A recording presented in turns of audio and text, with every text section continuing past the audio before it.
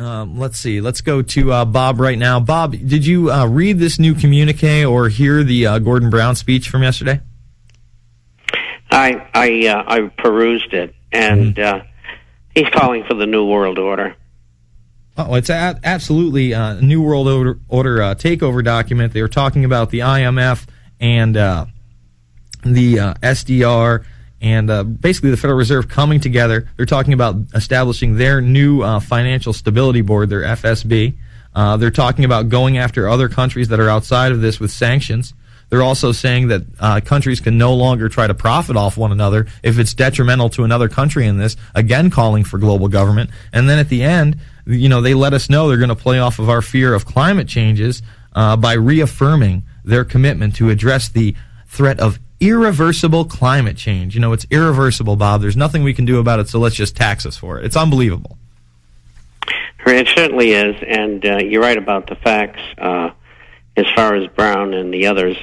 I think one of the things that's not being enunciated at the meetings, and it's probably the main topic of conversation behind the scenes, and that is the reserve status of the dollar. If you've noticed that there's been virtually nothing said about it. But the dollar is going to be phased out, there's no question. And will they go to a group of, say, 10 currencies as a new international monetary trading unit? That remains to be seen. Probably that's the way they will go at the beginning. As far as the SDR is concerned, there's nothing backing it.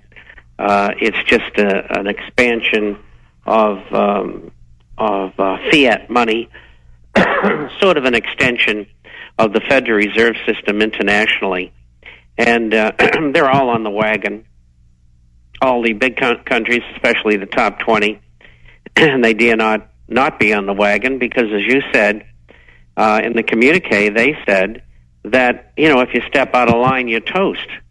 This is essentially what they're saying. And so the SDR will be used, but it doesn't mean anything because there's nothing backing it. And it's going to be between countries for the most part. People aren't going to be running around with SDRs in their pockets. And that's where I think another currency unit comes in until they can merge them all together. And this is going to take some time to do. It isn't going to happen over 2 years or so. It's going to take several years or more. It all depends on what they run into along the way. But I think, in essence, and you could tell this by the body English from President Obama, and that is the U.S. is now experiencing probably the beginning of a long funeral, and the dollar is going to be phased out, SDRs, and then I think a international unit will be formed, and then they'll go for world government after that. And if we don't stop them here in the next year or two, it's really over for us. Well, I agree. I mean, I don't know if there's any way to stop this. I mean, if you just look at what they're calling for, they want to fund and reform our international financial institutions. They want to promote global trade and reject protectionism. In other words, no internal economies, no self-sustainable economies. They don't want us to produce anything in this country anymore. And then they want to build an inclusive, green, and sustainable recovery. And every time they use that word sustainable, it means less for us, more for them. And, I mean, by less for us, it might even mean death for us. That's exactly true. If you speak against it at some time in the future, you will be incarcerated. There's just no question it's coming. You've seen that in some of the laws that they have in Europe already. If you challenge certain things like the status of immigration, or we just recently in Scandinavia had a case where somebody spoke out about the rape of a domestic woman or someone who lived in I think it was Sweden, was raped by 20 immigrants or something like that. And now they brought charges against the person who said, let's get him out of the country. And so all of these people who speak out against anything that they don't like are going to get shut up. And it's eventually going to lead to revolution, there's no question. And they think they can handle it, and I can promise you they're not going to handle it, because you're going to have it in every country. I mean, they're talking now about Mexico falling apart. Mexico's not falling apart. It's them saying that it is. Well, I mean, absolutely. They got in fact, economic problems just like everybody else, but you've got a coterie of well-trained narcotics. You might call them soldiers, so to speak, trying to ply their trade because America wants lots of drugs, and the government's saying no, you can't do that for two reasons. Number one, they're not paying them enough money to stay shut up, and number two, the CIA and the banks want the cartels broken up so they can get the business.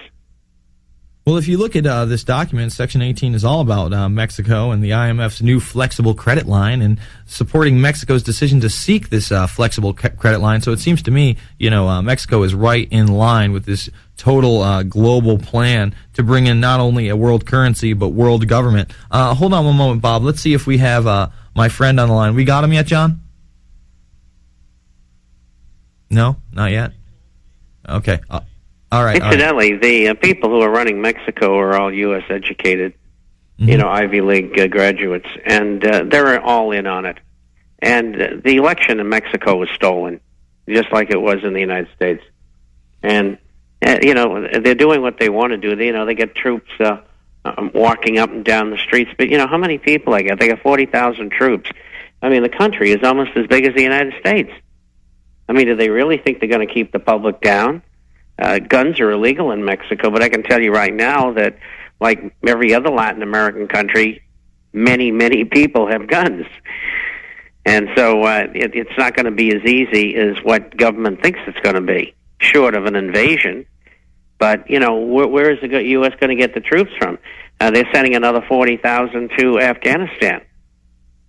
Absolutely. Well, I think they're going to rely more on NATO troops as they expand that kind of power. I mean, how are they going to go after these nations that don't go along? I mean, they're reaffirming all these pledges. They set up the framework in the, years, months before these kind of summits. For instance, they're committing to implementing the World Bank reforms agreed to in 2008. They're reaffirming their historic commitments to meeting the Millennium Development Goals, to achieving our respective ODA pledges, including commitments on aid for trade, debt relief, the Gleneagles commitments, and especially to Africa. So they really are just furthering. I mean, this isn't a new document. What we saw was a stage show. I mean, Sarkozy saying, I'm going to walk out. That was all bull. He was never planning to walk out. We need to get something done. All this was set up. I mean, we had Sean Hannity. I don't know if you've seen this clip yet, but Sean Hannity and Dick Morris earlier in the week admitted that we were right and that they were creating a global currency and global governance and UN control. I couldn't believe it. Of course, they referred to us as conspiracy nuts, but at least they gave us credit to the fact that we were right.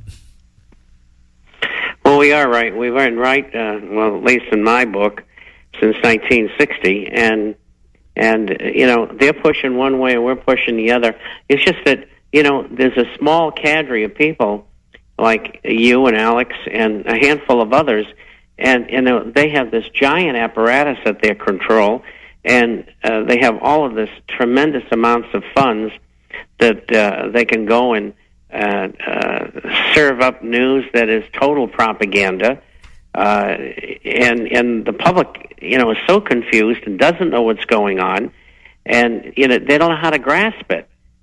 And then on top of that, they shut up a lot of the third world countries by creating this $1.1 trillion fund, which they're going to subsidize just about everything. The problem with that is they're looking down the barrel of hyperinflation. And it's soon to come, and it's going to be very strong. And that's a sacrifice they've got to make, along with the fact that the dollar is going to go down in value. That has already begun. In fact, we call the top of the dollar market, incidentally. And over the next year, it'll slowly sink down, and after that, it'll get down more quickly. And all currencies are going to go down against gold. There's no way they can go up. I mean, let's say you have $1 million outstanding and you triple it to $3 million, the dollars you've got to be worth 1/3 of what they were before. I mean, there's no mystery to it. It's is simple mathematics. I want to get your take on the IMF saying it's going to sell hundreds of tons. I think it was 400 tons of gold. They've already sold 35 tons of gold. Get your take on that, Bob Chapman. But on the other side, my friend from the police department is going to be on discussing this mass shooting in Binghamton, New York. We'll be back after this. It's the Alex Jones Show. I'm Jason Burmis, PrisonPlanet.tv, Infowars.com.